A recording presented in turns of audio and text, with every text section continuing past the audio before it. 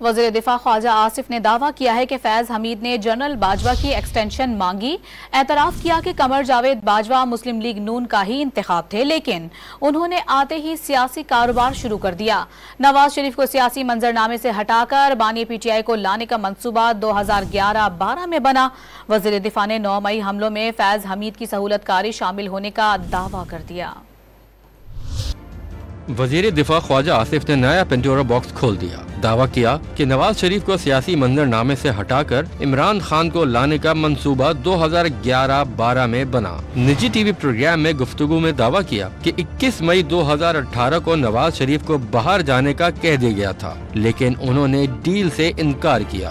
दावा किया कि फैज हमीद ने जनरल बाजवा की तौसी पर बात की थी। उन्होंने बतौर कोर कमांडर पेशावर बानी PTI को तहफ़्फ़ुज़ दिया। वजीर दिफा ने दावा किया कि वो इस सियासी नतीजे पर पहुंचे हैं कि 9 मई को फौजी तंसीबात पर जो हमले हुए उन मकामात की शिनाख्त और निशानदही में जनरल फैज हमीद का किरदार था।